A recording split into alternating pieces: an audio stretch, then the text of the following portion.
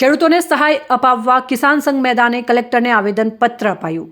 બનાસકાંઠા જિલ્લાના વડગામ, પાલનપુર, દાંતીવાડા, ડીસા, ધાનેરા, અમીરગઢ સહિતના તાલુકાઓમાં સતત વરસી રહેલા વરસાદને લઈને ખેડૂતોના પાકોને મોટું નુકસાન પહોંચ્યું છે। ખેડૂતોએ 4 મહિનાની મહેનત બાદ મગફળી અને બાજરીનો પાક તૈયાર કર્યો હતો અને હવે પાક લેવાની તૈયારીના સમયે સતત વરસાદ વરસતા આ પાકો નિષ્ફળ ગયા છે। તૈયાર પાકના ખેતરોમાં પાણી ભરાઈ ગયા હોવાથી જેના કારણે મગફળી અને બાજરીનો પાક પણ ફરીથી ઉગવા લાગ્યો છે। ખેડૂતોની મહેનત પાણીમાં ગઈ છે।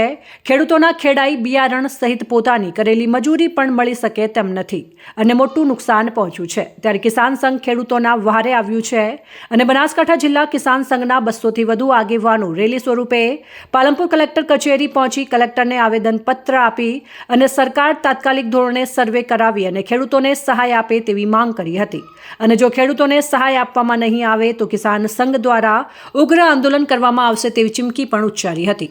આ વર્ષે અમારા જિલ્લામાં દર વર્ષે એશિયામાં સૌથી વધારે બાજરીનું વાવેતર પણ બનાસકાંઠામાં થાય છે અને મગફળીનું વાવેતર પણ ઉનાળામાં બનાસકાંઠામાં થાય છે।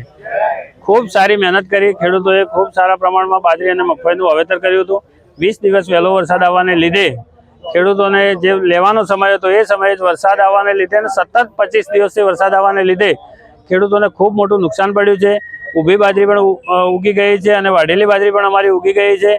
મગફળીમાં પણ એવું જ છે કે મગફળી પણ જે કાઢેલી છે એ પણ ઉગી ગઈ છે અને ઊભી પણ સડી ગઈ છે। એટલે જો ઉછેરવામાં જાય તો ડોકો જ હાથમાં આવે છે। ખેડૂતોને ઘાસચારાનું અને પાકનું બંનેનું ખૂબ મોટું નુકસાન છે।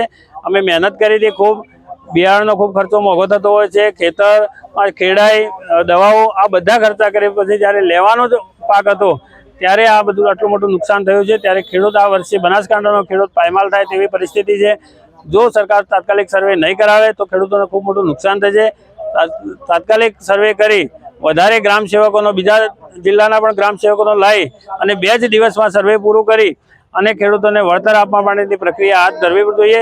નહીં ધરે તો આવતા સમયમાં ખેડૂતો ખૂબ મોટું આંદોલન કરશે। જય જવાન, જય કિસાન। હું કાળાભાઈ રબારી, બાપાની ગોળિયા, અમીરગઢ તાલુકો, જિલ્લો બનાસકાંઠામાં એટલું બધું ભયંકર નુકસાન છે। બાજરીઓ, મગફળીઓ અને પશુઓના ઘાસચારા એટલું બધું નુકસાન છે।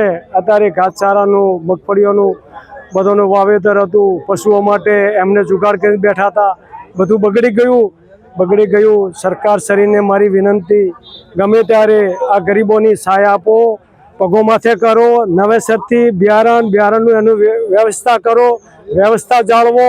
વ્યવસ્થા ખેડૂતને જાળવશો તો ફેક્ટરીઓવાળા, બેંગલોવાળા, ઉદ્યોગવાળા બધા ખાશે ને કે ખેડૂતો મરશે પણ એ ભેગા મરશે।